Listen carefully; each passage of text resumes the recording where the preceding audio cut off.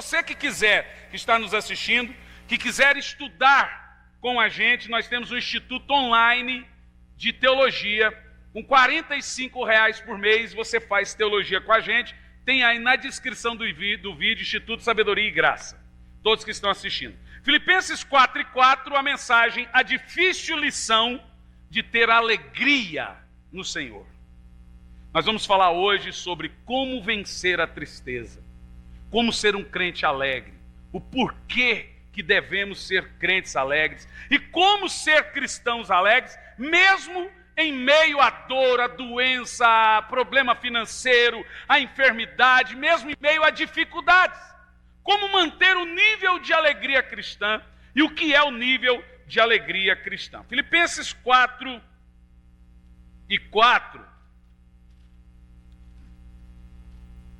diz assim: alegrai-vos sempre no Senhor, e outra vez vos afirmo, alegrai-vos. Vamos orar.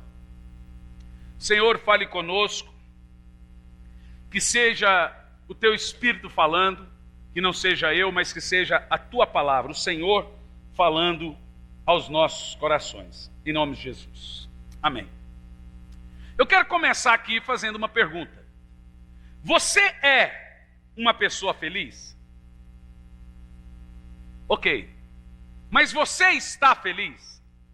Tem gente que é feliz, mas não está vivendo um momento feliz. É diferente. Tem gente que está infeliz, mas é por natureza uma pessoa alegre. Essa felicidade que você está vivendo momentânea lhe traz alegria? Porque felicidade e alegria são diferentes. Tem gente que está alegre, mas é infeliz. Tem gente que a alegria dele é momentânea, depende da situação, depende do momento.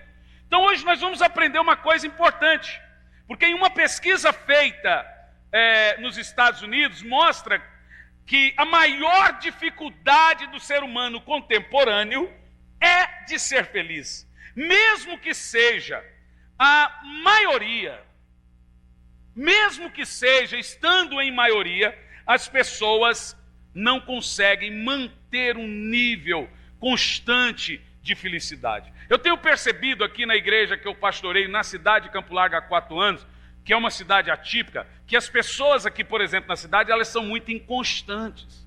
Na mesma hora que elas estão bem, elas já não estão bem. E é uma característica da cidade. Então eu penso que essa mensagem é muito importante.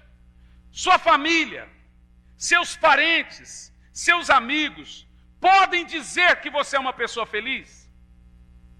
A sua família pode dizer que quando você chega, o ambiente da casa muda para melhor? Nossa, essa pessoa me traz paz. Antigamente as pessoas diziam isso. Falar que essa pessoa me faz bem. Isso são características de pessoas felizes. Muitos dizem, irmãos, será que dá para ser feliz nesse mundo de hoje? Será que nesse mundo de hoje dá para ter um pingo de alegria, um pingo de felicidade? Com tudo que eu passo ou que eu passei na vida, será que eu posso ser feliz? Bom, vamos olhar a realidade que o apóstolo São Paulo escreveu essas linhas, essa frase. Alegrai-vos sempre no Senhor. Novamente vos ordeno, alegrai-vos sempre no Senhor. Qual é o contexto que Paulo escreve esse texto aqui, de nós nos alegrarmos sempre? Não é de vez em quando, mas sempre no Senhor. Primeiro, Paulo não estava hospedado em um hotel 5 estrelas depois de um culto ou uma conferência poderosa em algum lugar de Roma. Olha, eu já fiquei em hotéis na Europa, de primeiro mundo, hotéis 5 estrelas. Você sai de um culto cansativo em Londres. Londres é a cidade mais cara do mundo. Você sai de um culto cansativo em Londres e você é colocado lá naquele hotel de frente ao Wembley. Coisa linda. Aí você descansa. Você põe ali põe uma banheira com água quente, hidromassagem, você fica ali morgando. Eu já fiquei em lugares horríveis, mas eu já fiquei em hotéis maravilhosos nos Estados Unidos. Então, irmãos, Paulo não estava falando isso escrevendo um livro ou compondo uma canção em alguma realidade como eu em alguns lugares. Já estive em lugares terríveis, mas na maioria das vezes, Deus me deu uma graça, de onde eu estou hoje no ministério, no Brasil, os pastores me colocaram em lugares bons, viajar de avião, em lugares bacanas, em viajar o mundo, claro, não contando quando vai para a África, né? Mas ali na Europa, eu fiquei agora na Itália em hotéis maravilhosos. Eu falei, meu Deus, pai, tem coisa, só missionário e milionário que vive. Me colocaram em hotéis assim na Itália que você morreria de inveja. Mas Paulo não estava vivendo essa realidade. Paulo não estava sentado na sua casa confortável, escrevendo em uma escrivaninha, tomando um chazinho quente, um café, logo depois de horas de dormir com a sua família. Ele não escreveu alegrai-vos no Senhor de boa lá na sua casa. Ele não estava em um seminário, em um instituto teológico, reitorando uma universidade teológica, ou elaborando uma aula para uma escola bíblica, ou gravando uma aula para o instituto online, como eu faço. Não. Paulo escreve tudo isso. Alegrai-vos sempre no Senhor. Outra vez vos afirmo, alegrai-vos sempre no Senhor. Ele escreve isso dentro de uma masmorra romana, após ter sido severamente espancado, mal conseguir ficar em pé, com sangue caindo pela boca, pelo nariz, pelo ouvido, todo o corpo ensanguentado, moído, esperando a morte, com a sua cabeça a prêmio. Foi nessas condições que Paulo escreve a chamada Carta da Alegria, a última carta dele, a carta aos Filipenses. Paulo provavelmente escreveu essa carta na última semana da sua vida, sabendo que iria morrer. Imagine uma pessoa, o médico chegou, você vai morrer tal dia, e a última semana da vida dele, ele escreve uma carta ordenando as pessoas a se alegrarem em Deus. Ele está marcado para a morte, no corredor da morte, apanhando todo dia até morrer. Ele foi decapitado em cima de um cepo. Ele escreve essas linhas para nós cristãos aprendermos lições. Por que nós somos diferentes? De nós termos alegria no Senhor. E nesse ponto, o apóstolo Paulo aqui nos ensina 3 verdades. Primeira verdade, à guisa de introdução: a alegria do cristão não é uma opção. A alegria do cristão é uma ordem, é um mandamento.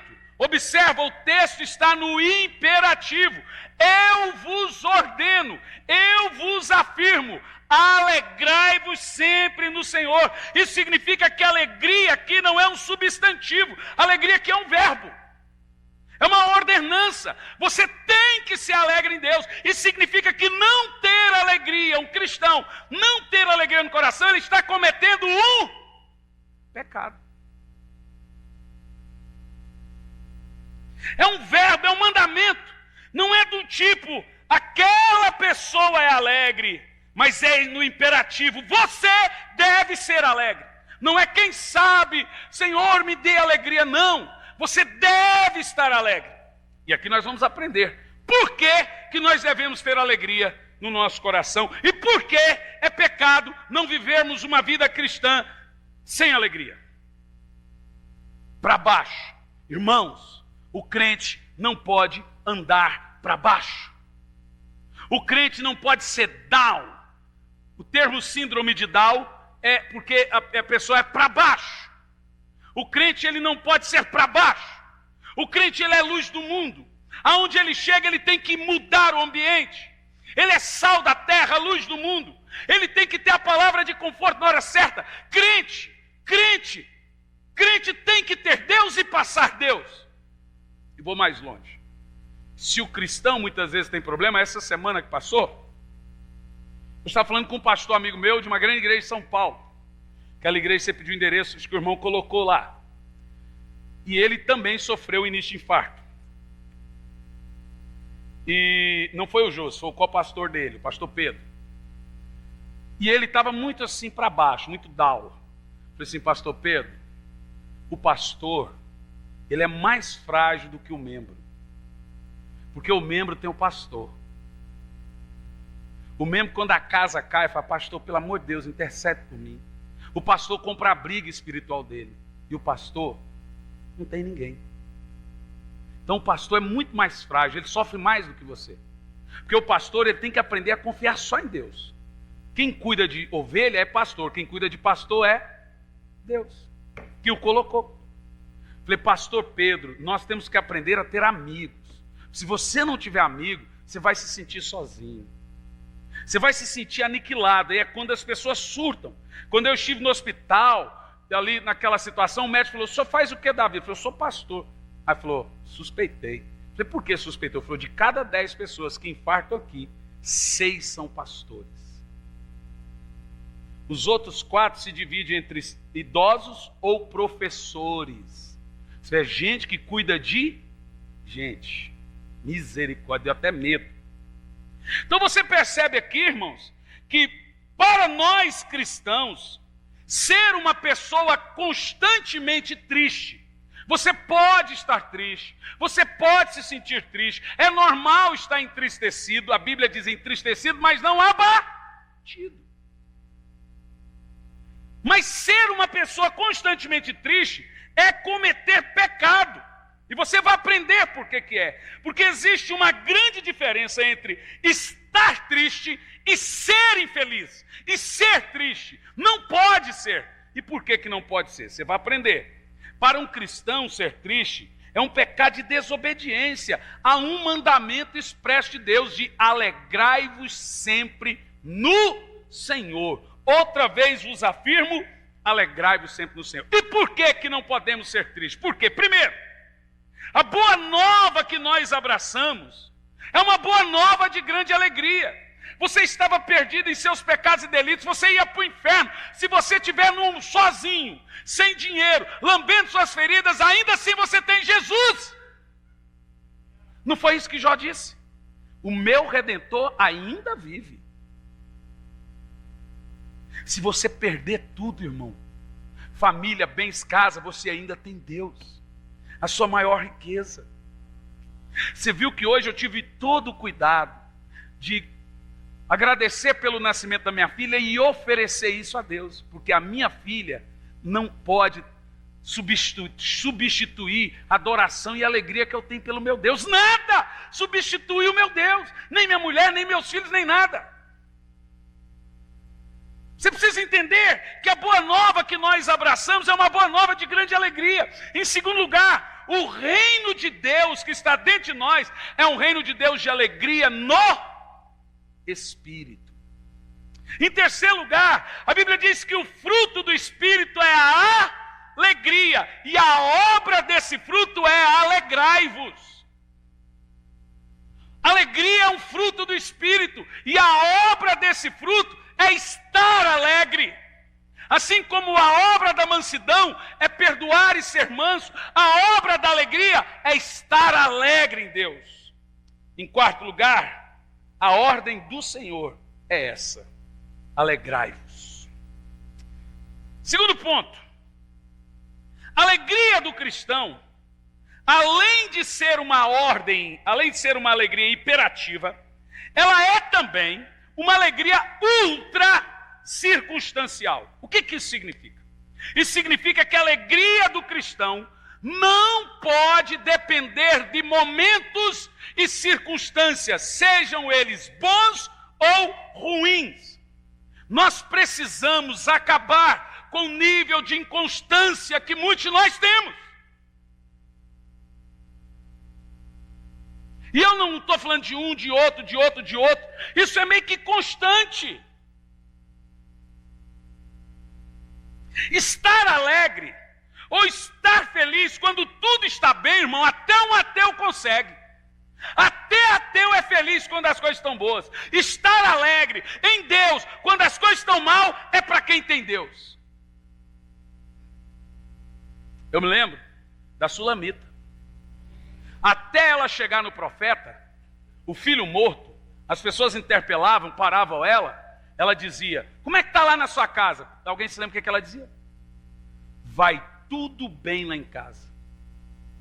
Ô irmão, tem que ser muito crente para você ter um filho morto em casa e alguém perguntar como está na sua casa e você falar, está tudo bem. Ela não tinha falado. Quando ela chegou no profeta, ela se despejou nele.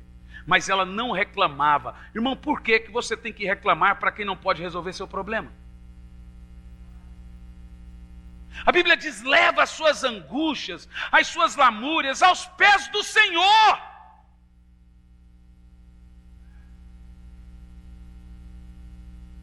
Ser feliz, ser alegre, quando as coisas estão boas, até quem não crê em Deus consegue, meus queridos. Nós devemos ser felizes e ser alegres, meus queridos, quando as coisas estão maus. Você entende o que eu estou falando? Quem está entendendo aí, diga amém. Quem entende isso, diga amém.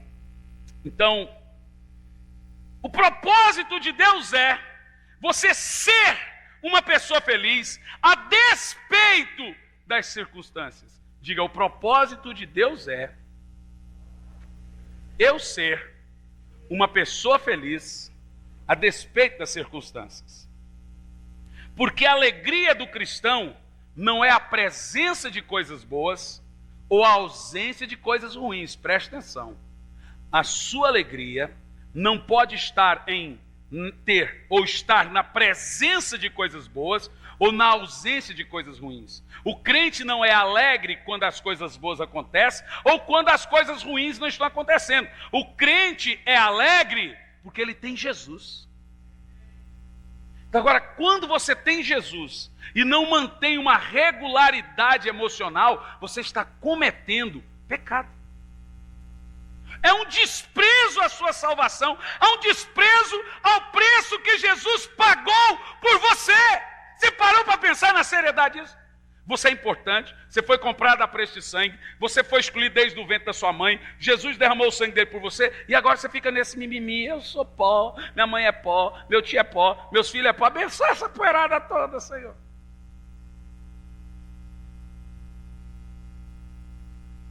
Aí agora o cara, ele resolve a vida dele pelas emoções dele. Então ele vive pelo que ele vê, ele casa só pelo aquilo que ele gosta. Então o cara vai casar com mulher que tem colchão e peixão e peitão, como diz o Cláudio Duarte, tem que casar com frango. Quem casa com mulher que tem peitão e colchão tem que casar com frango. Ele só vai por aquilo que ele vê, por emoção. Ele vive de momento, ele vive de circunstâncias, ele vive da hora. Agora eu estou amando, agora eu não estou amando. O cara desama aqui e ama aqui no mesmo tempo que ele ama, rapaz. São pessoas volúveis, voláteis, borrachas, pessoas inconstantes, que nem o filho, nem a esposa, nem os vizinhos confiam mais. Pessoas assim não passam confiança, segurança, força e credibilidade para os filhos. É uma família fraca crescendo, porque isso vem lá de cima.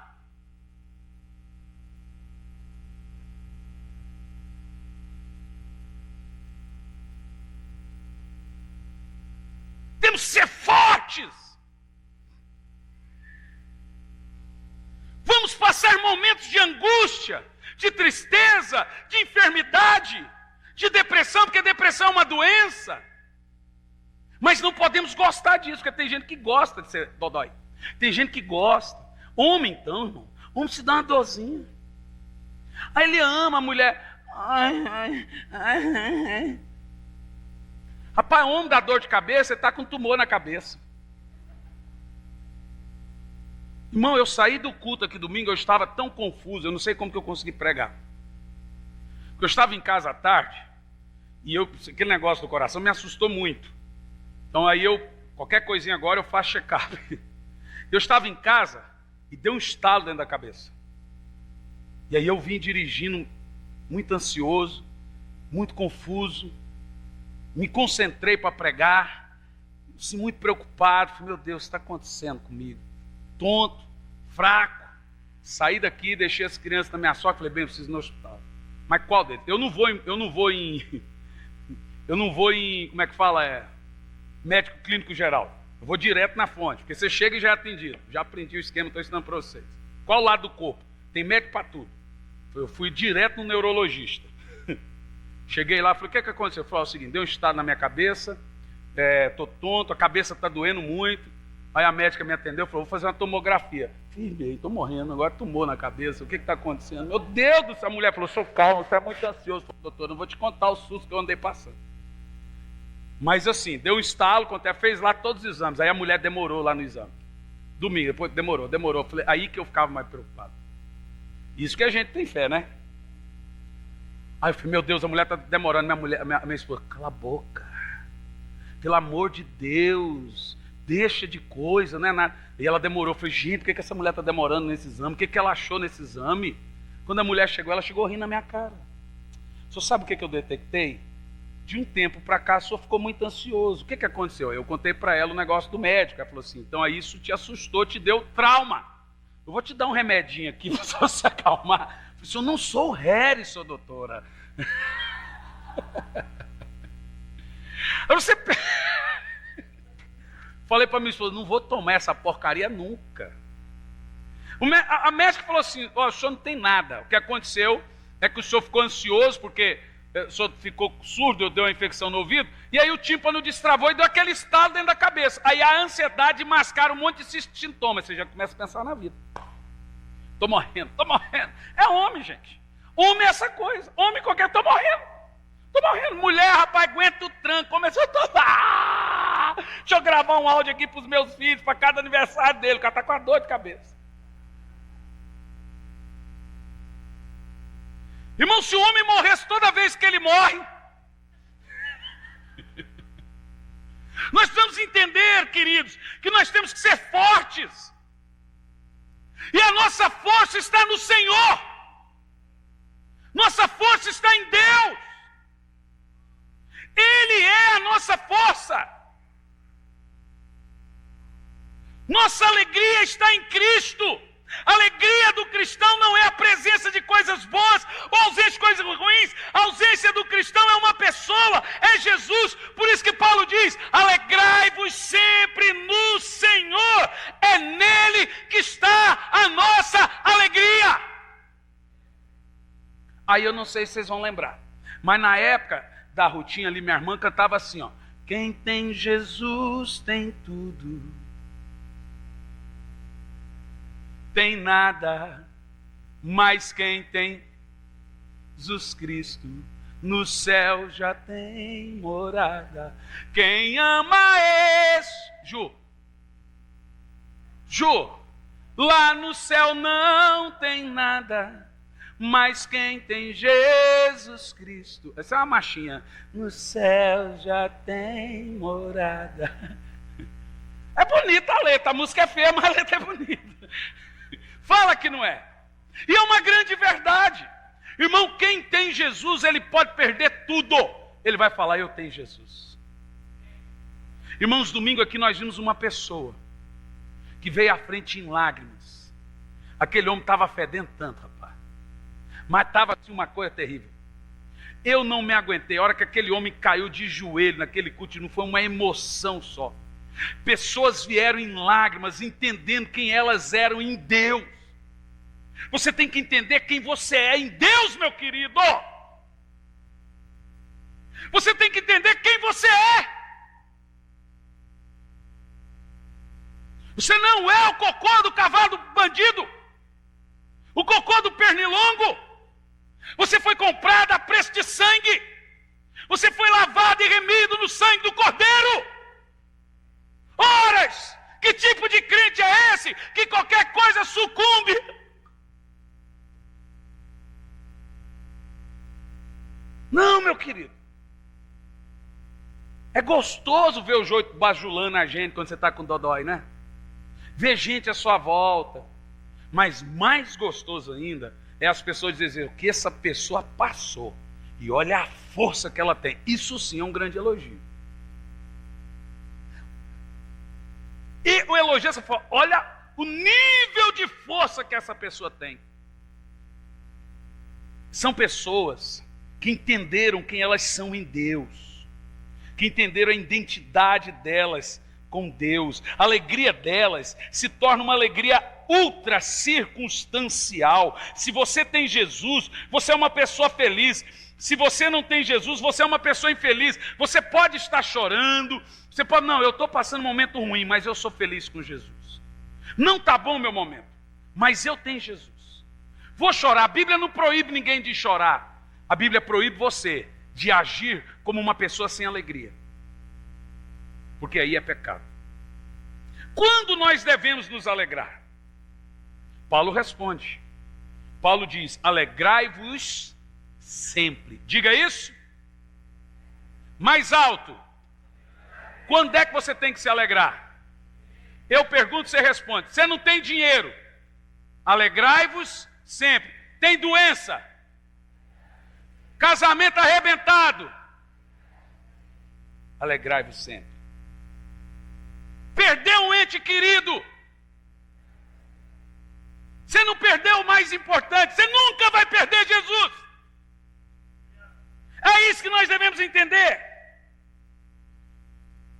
Você tem problemas na vida? Você tem problema, só eu. Você fica doente? Você já teve um infarto? Quem aqui já teve um infarto? Já teve? Fez ponte? Cateter? Então, o meu não precisou. Toma um remédio, dilatou a veia, não precisou fazer o cateter para... A coisa reverteu, foi milagre. Um grande milagre, diga-se de passagem. Amém. Se você já esteve à beira da morte, da vida inteira passar na sua frente assim, de você chegar no hospital e chorando para o hospital e ficar assim, essa menina de 1 ano não vai se lembrar de mim. Mas aí quando você olha para assim, rapaz, assim, crente não tem medo de morrer, crente tem medo de deixar. Ele fica preocupado com aqueles que ficam. Como vão ficar? Foi a única preocupação que eu tinha. Como vão ficar? Da igreja não me preocupei, ficaram em boas mãos. Falei, como que vai ficar meus filhos? E aí, irmão, você fala assim, porque eu estou indo para Jesus. Vou estar na melhor igreja do mundo, no melhor culto do mundo, vivendo do lado do Senhor. Você já passou por momentos assim que você falou, não dá para aguentar? Você sabe, irmãos, que nós devemos muito para a tristeza. Você sabia, Kátia, que você deve mais para os piores momentos da sua vida do que para os melhores? As melhores canções são compostas nos piores momentos das nossas vidas. Os maiores livros da história foram escritos nos piores momentos da vida das pessoas. David Brenner, genro de Jonathan Edwards, tinha depressão profundíssima. John Wesley tinha depressão profundíssima. Os maiores pregadores da história lutavam com os seus interiores. Pessoas que venceram. David Brenner morreu depois de ganhar 30 mil índios para Jesus. Triste.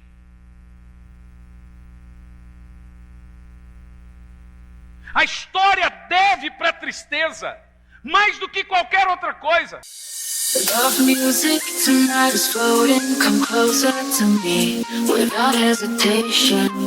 Oh my heart, come here with me, hand in hand when the sun sets.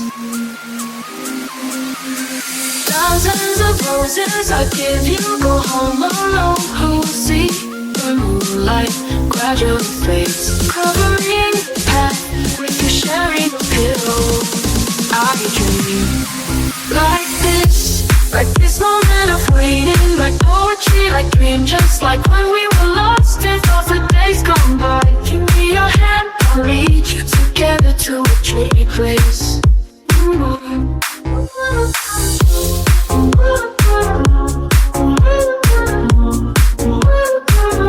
When the sunset gradually sinks, that's what I want.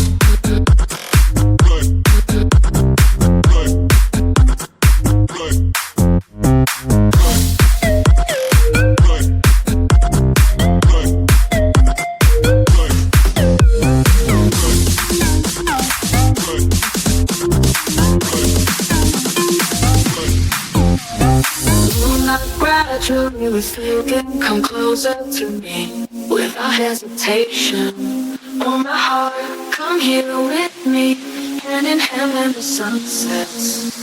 Thousands of roses I give you. Go home alone, who will see the moonlight? Who will see the moonlight gradually fades, covering the path. If you're sharing a pillow, I dream like this moment of waiting, like poetry. I dream just like when we were lost in love, the days gone by. Give me your hand, I'll lead you together to a dreamy place.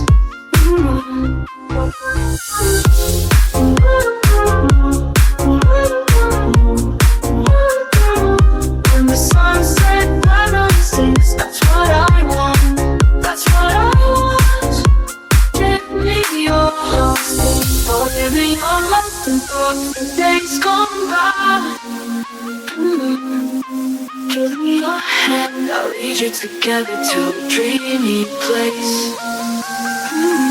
When the sunset gradually sinks, that's what I want. That's what I want. Give me your hand.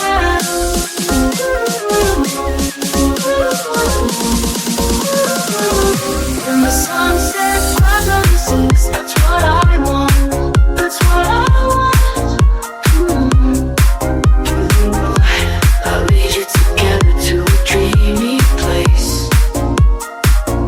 When the sunset gradually sinks, that's what I want.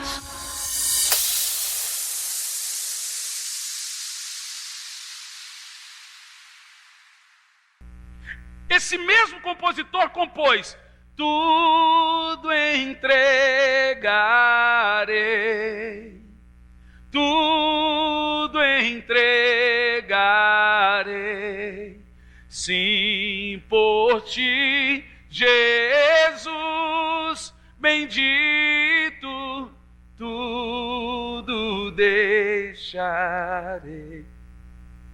Isso é coisa de crente maduro. Isso é coisa de gente que sabe quem ele tem. Isso é coisa de gente que sabe quem ele é em Deus, quem é a posição dele em Deus.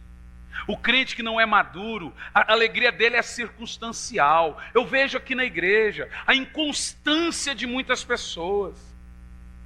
Irmão, o que está acontecendo? Ah, pastor, eu não fui, não estava bem. Ô, irmão, dá vontade de pegar. Não. Mas aí o coração da gente fala de outra maneira. O crente que entende que ele está, a Bíblia diz, assentado espiritualmente nas regiões celestiais com Cristo, a alegria dele não depende de coisas, de ter ou porque não tem. A alegria dele é ultra circunstancial. Você já viu os nossos irmãos lá da África? Eu ponho no Facebook direto o louvor deles. Eles sentam no chão. Você viu se tem cadeira nas igrejas?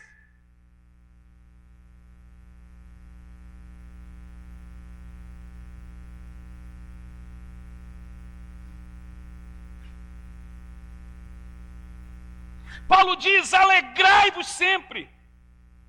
Falta dinheiro na sua casa ou só na minha? Se alegra no Senhor. Com dinheiro, sem dinheiro. Crente não pode ter altos e baixos. A alegria dele tem que ser o mesmo nível, sem e com. Tem doenças? Alegrai-vos no Senhor. Terceiro ponto. A alegria do cristão é cristocêntrica.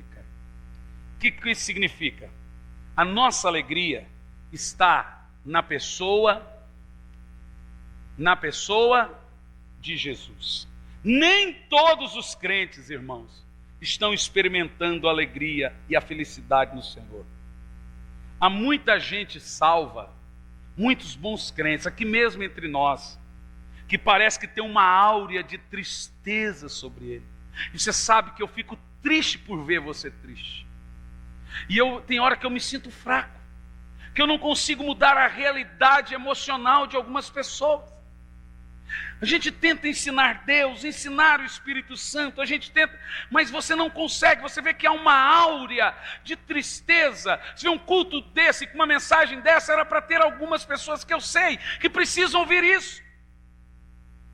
mas não tem força. Aí, de alguma maneira, aquele imperativo dela, aquele bipolarismo dela, hoje ela está bem. Aí você já vê que o rosto dela muda. Mas nem eu fico feliz com o rosto dela mudando, porque eu sei que ela é bipolar. Eu sei que aquilo é momentâneo. Daqui 2 dias ela já vai de novo para a fossa. Eu fico tão triste com isso. Eu fico tão triste quando eu chego na casa da minha mãe, que já tem uns 3 meses que eu não a vejo. Pro meu bem, pro bem dela.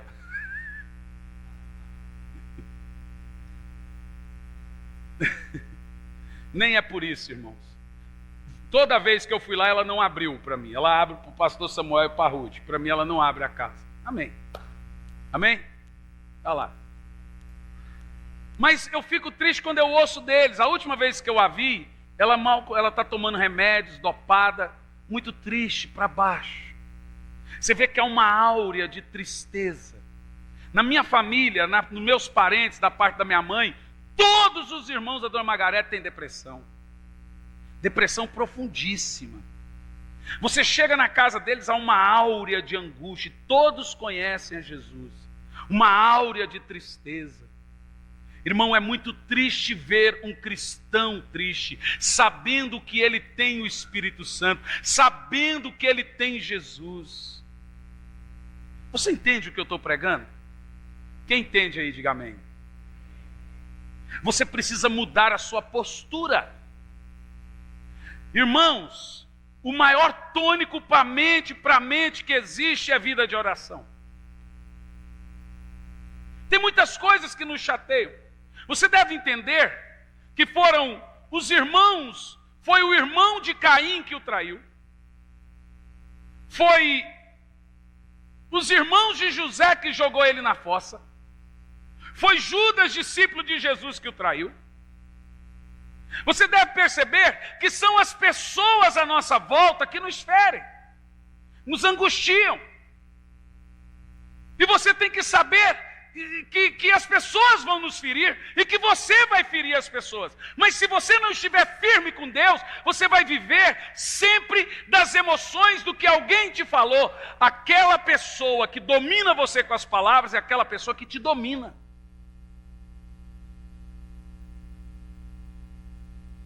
As palavras das pessoas não podem determinar a sua alegria ou a sua tristeza, meu querido.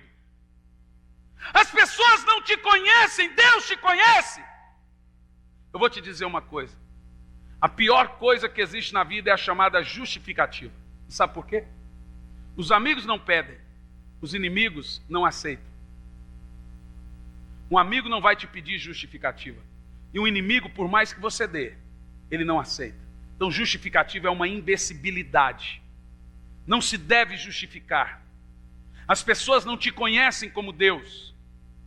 Quando alguém vai falar mal de mim, por que ele falou? Ah, falou isso. Ainda bem que ele não conhece mais. Nós devemos estar firmes. Nós devemos ter uma convicção do Espírito Santo. Irmão, quando você está mal, se você não sabe cantar, ore. Se você sabe tocar um instrumento, pega um instrumento e começa a cantar. Se você não sabe cantar, põe uma música e fique uns 15, 20, 30 minutos com Deus e derrame a sua alma perante Deus. Você vai ver que quando você sair daquele momento de oração, parece que foi um didaquê, parece que foi um momento antidepressivo. Você tomou um remédio para a depressão. O problema é que crentes, quando estão mal emocionalmente, eles devem falar, e fala para um, fala para outro, para quem não pode ajudar. Fala de um, fala para outro, fala para um, fala para outro, ou então murmura, ou reclama, ou então não busca a Deus. Vai orar, querido. Pastor, mas eu não tenho força para orar. Senta lá no cantinho do quarto seu, vou falar para você o que eu faço. Porque tem hora que a gente não tem força para falar com Deus, é verdade. Sabe o que eu faço? Põe a música, sento no cantinho da parede e fico só ouvindo a música assim, ó, quietinho. Depois de meia hora, eu começo a falar. Depois de 1 hora você está falando. Essa é a terapia do crente. Falar com Deus. Sabe por quê? Romanos 8:26 diz que o Espírito Santo nos ajuda em nossas fraquezas. Você primeiro tem que entender que nós somos fracos. Nós temos fraquezas emocionais. O médico falou para mim, o senhor é o tipo de gente que não pode guardar as coisas. Se o senhor guardar as coisas, o senhor dá um infarto, um AVC, dá um problema, o senhor fica doente. O senhor tem que pôr para fora o que está sentindo. E eu, ultimamente, fui muito criticado, porque eu sempre fui muito espontâneo, falava duro, até aí não ficava doente. Quando eu comecei a me controlar mais, comecei a ficar doente. Comecei a deixar passar as coisas. E deixar passar as coisas assim, você vai pondo dentro de você e fecha a panela. Daqui um pouco, explode. Tem gente que aguenta. Eu fico olhando o pastor Samuel, irmão, não está batendo nele. Você fala coisa para ele, não, cara. Nem assim não. Oh, fica tranquilo, vai dar tudo certo. Eu falo, meu Deus. Meu Deus, será que ele não está vendo o que eu estou vendo? Pai, transforma esse menino, meu Deus. Mas tem hora que não pode ser assim. Não, eu fico vendo, tem hora que é bom, tem hora que não. Entendeu? Tem hora que eu falo, meu Deus, encarna o Exu Samuel, que estou brincando. Tem hora que quando eu não quero bater em alguém, eu faço, Senhor. Aí eu começo a dar uma gaguejada, falo, desceu. Já veio, já. Calmou. Mas veja, irmão, tem hora que precisa do profeta. Tem coisa que não dá. Tem hora que só Deus que pode resolver sua situação. Tem hora que falar não resolve. Tem hora que só chorar e orar resolve. Olha para mim, chorar para Deus é o melhor tônico para a alma que existe. Pastor Samuel cantava uma música assim no tempo dele, lá na estância. Essa você sabe. Quantas vezes nós contamos os problemas para alguém, mas nem sempre é capaz de resolver. Quantas vezes nós pensamos que alguém pode ajudar, mas ninguém consegue compreender. Mas existe um amigo, ele se importar contigo, ele é Jesus e vai te ajudar. Olha o coro. Chore para Deus, o choro não cai, o choro da alma sobe, sobe, sobe, vai. Chorando para Deus, você move os céus. O choro no céu é uma cachoeira no trono de Deus. Deixa eu te falar uma coisa. A Bíblia Sagrada está recheada de pessoas que choravam para Deus. Deus não resiste ao choro, à oração suplicante de um filho. Não chore para quem não pode te ajudar. Não derrame a sua alma para quem não pode resolver. Vá para o teu quarto, fecha a tua porta, põe uma canção, se toca o hino, toca o hino. A Bíblia diz que quem está triste tem que fazer o quê? Louve! Quem está triste tem que fazer o quê? Canta um hino para Deus. Irmão, entra no quarto. Você sabe que Deus tem um ouvido, o ouvido de Deus é tão interessante, que o ouvido de Deus tira a sua afinação. O ouvido de Deus é tão interessante que você canta desafinado, mas o ouvido de Deus pega a sua música e leva no tom certinho. Deus não vê ninguém desafinado, porque Ele aceita todo louvor, irmão. Então não tenha vergonha de cantar para Deus. Derrame, olha para mim, derrame a sua alma perante o Senhor. Oh, irmão, como é gostoso, como muitos de nós não descobrimos o segredo do quarto, do secreto, o segredo de derramar, de chorar, de expor os seus medos para Deus.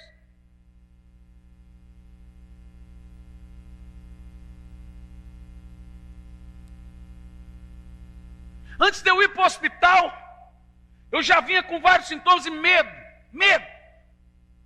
Uma sensação que eu ia morrer a qualquer hora. E eu entrava no quarto e falava, Senhor, eu estou morrendo. Eu quero que o Senhor me tranquilize. Eu tenho muita coisa para fazer para o Senhor.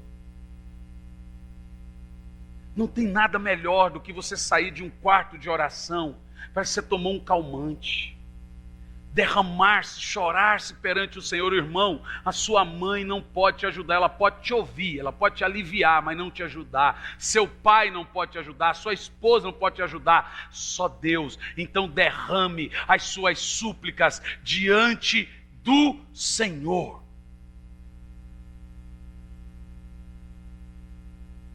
Aprenda o poder que tem no secreto, o poder que tem no se derramar diante de Deus, na oração suplicante. Está aí, ó. Deus me deu uma mensagem agora. Eu vou pregar terça-feira que vem sobre oração suplicante. O que é? Poderoso.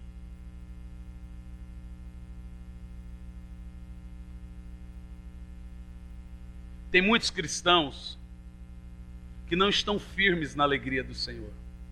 E quando você não tem alegria em Deus, você clica em pornografia. Quando você não tem alegria em Deus, você adultera. Quando você não tem alegria em Deus, você desiste da palavra. Quando te falta alegria em Deus, você sempre pensa que Deus quer matar você, que você está debaixo de juízo, que Deus está chateado, está triste com você. Eu conheço crentes, eu já vi pessoas de idade. Uma senhora de 75 anos de idade, de vir em mim chorando, falou: pastor, tem 75 anos que eu sinto que Deus tem raiva de mim. Eu falei: minha senhora, então eu sou capeta. Se uma senhora com esse temor, com 75 anos, sente isso, eu falei: mas isso é coisa do diabo. Isso é acusação demoníaca. Pensar que Deus não te ama. Tem gente que vem aqui em mim: eu acho que eu não estou salvo. Você está pecando falando isso. Você não está tendo fé no amor e no perdão de Deus, na misericórdia dEle, no Espírito Santo que está em você. Você está sentado com Cristo já, irmão.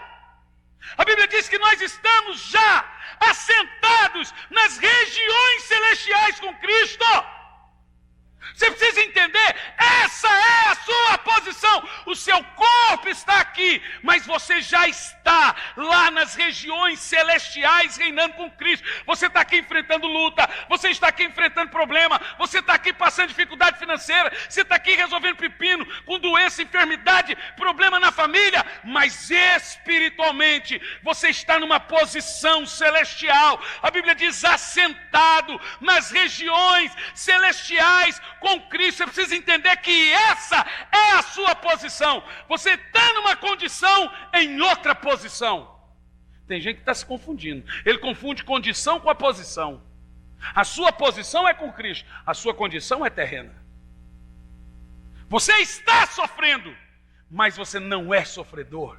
Você está com Cristo, você é mais do que vencedor em Cristo Jesus. Você pode todas as coisas naquele que te fortalece. Quem pode dizer bem alto: tudo posso naquele que me fortalece. Você entender que você não pode tudo sozinho, não. É só naquele, é só em Cristo. Sem Ele nada podemos fazer. Eu quero terminar essa mensagem aqui mostrando para você que nós temos alguns ladrões das nossas alegrias. Quem rouba a sua alegria em Deus?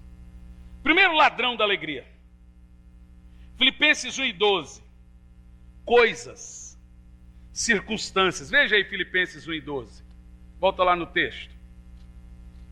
Primeiro ladrão da alegria, circunstâncias, as coisas.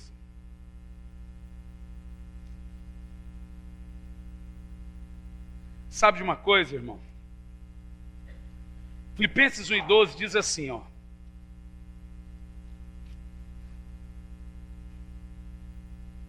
olha lá, ó. Desejo, portanto, irmãos, que saibais que tudo me aconteceu tem ao contrário servido para o progresso do Evangelho. Paulo diz aqui o seguinte: as coisas que me acontecem são as circunstâncias da vida. E o primeiro ladrão são as circunstâncias da vida. Que coisas aconteceu com Paulo que contribuiu com o avanço do evangelho? Prisão, naufrágio, surra dos irmãos, perseguição dos inimigos, e agora está dando uma cadeia. E sabe o que Paulo está falando? Essas coisas que me aconteceram só contribuíram para o avanço do evangelho. Paulo está dizendo que as coisas acontecem contrário à nossa vontade, sem esperarmos, sem aviso. As circunstâncias são doença, divórcio, desemprego, decepções, crente passa por luto, morte, luto traumático. Teve irmãos aqui que perderam de pessoas que gostavam, uma dívida, etc. Essas coisas que Paulo está dizendo não podem afetar a sua fé, podem afetar o seu momento, mas não podem afetar a sua eternidade. Que coisas aconteceram a Paulo que contribuíram para o crescimento do evangelho? Vou lá falar.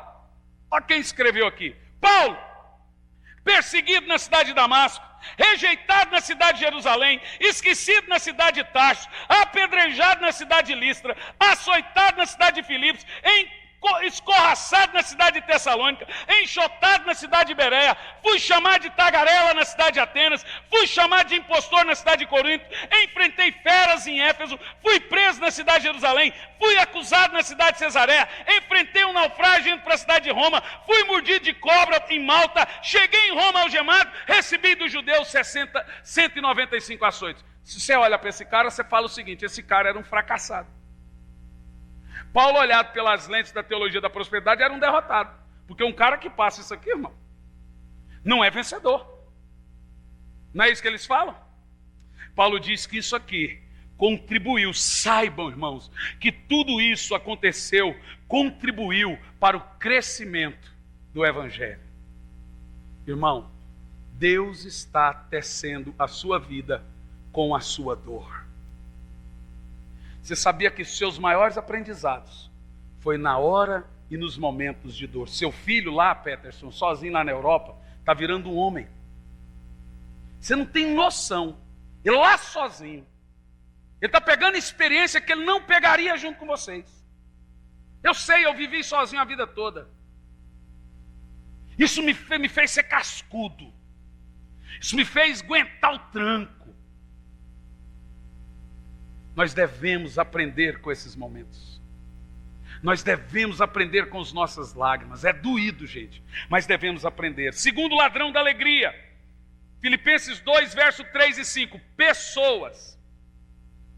2, do 3 ao 5. Paulo diz assim: tende em vós o mesmo sentimento que também houve em Cristo Jesus, o qual, tendo plenamente a natureza de Deus, não reivindicou ser igual a Deus. Não, é 3 e 5, né? Perdão. Vamos lá. Nada façais por rivalidade, nem por vaidade. Pelo contrário, cada um considere com toda a humildade as demais pessoas superiores a si mesmo. Cada um zele, não apenas por seus próprios interesses, mas igualmente pelos interesses dos outros. Tende em vós o mesmo sentimento que também houve em Jesus Cristo. Entendeu? Não há uma competição entre mim e você, irmão. Não há uma competição entre nós. Não podemos ter rivalidades. A Bíblia diz: tende em vós o sentimento que teve em Jesus Cristo, que sendo Deus, humilhou-se a si mesmo e assumiu a forma de servo. Ah, o irmão lá me humilhou, mas ele é superior a você, você acha ele superior. É isso que Paulo fala: considere o outro superior a você. Você não humilha pessoas humildes. Nós precisamos entender esse projeto. Então, um outro ladrão da alegria são as pessoas. Nós sofremos mais por causa de gente do que por causa de coisas. Lembra que eu falei para você que o meu médico falou que a maioria dos infartos acontece com pessoas que cuidam de pessoas. Nós sofremos mais por causa de gente do que por causa de coisas. As pessoas nos fazem sofrer mais do que as circunstâncias. E por essa razão, irmão, é impossível ter uma família feliz, uma igreja feliz, um cristão feliz, sem o exercício do perdão mútuo. Perdoar uns aos outros como o Senhor nos perdoa todos os dias. O perdão é o grande segredo para ser alegre em Deus. O perdão não é uma opção, é uma essencial necessidade. Quem tem o mesmo Espírito que teve em Jesus, não vai ficar chateado, ele vai perdoar. Porque, irmão, nós erramos, eu erro, eu sou homem, eu falho, eu sou homem. E quando eu errar com você, você deve me perdoar. E quando você errar comigo, eu tenho que te perdoar. Esse é o sentimento que houve em Jesus. O perdão não é uma escolha, o perdão é imperativo, é um mandamento. Não perdoar está em desobediência a Deus. Não existe família feliz sem perdão. Olha, eu li um negócio, eu não gosto muito de coisa que vai no Facebook, mas eu li um negócio no Facebook interessante. Diz que o filho chegou para o pai, falou: pai, eu vou me casar. Quem já viu esse negócio? Alguns, então eu vou contar a história. E aí o pai falou assim: então diga, como é que é? Eu esqueci agora. Me perdoe, né? Então peça perdão. Mas por quê? Peça perdão. 3 vezes, perdão. Outra vez, perdão. Mas o que eu fiz? Peça perdão. Mas não fiz nada, peça perdão. Aí depois o pai falou assim: por que eu tenho que pedir perdão? Porque aí você está pronto para casar. Porque se você não aprender a pedir perdão, você não pode se casar. Você não pode constituir família se você não está pronto a pedir perdão. Você não pode se congregar numa igreja se você não está pronto para perdoar e pedir perdão. Você não pode se conciliar e estar em comunidade.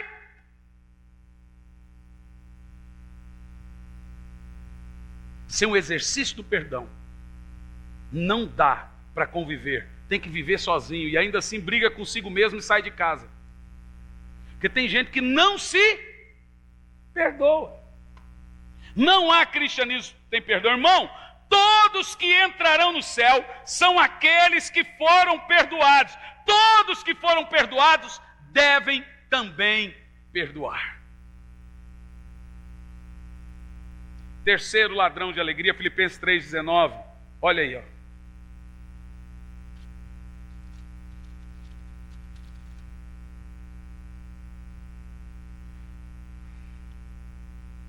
Ansiedade, Filipenses 3, versículo 19. O fim dessas pessoas é a perdição. O Deus deles é o estômago. E o orgulho que eles ostentam fundamentam-se no que é vergonhoso. Eles se preocupam apenas com aquilo que é terreno. Olha para mim, irmão.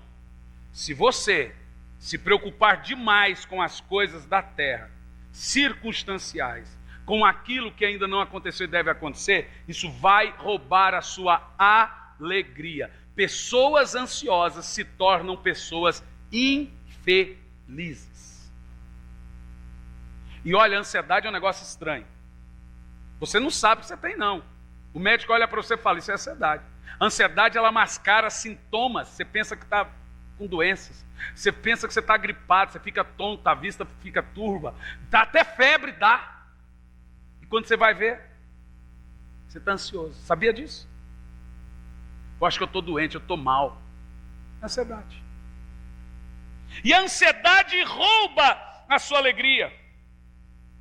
O verso 6 e 7, Paulo diz assim, ó: não andeis, 6 e 7 do capítulo 4, Paulo diz assim, ó: não andeis ansiosos por motivo algum. Como é que ele diz? Não andeis ansiosos por motivo algum.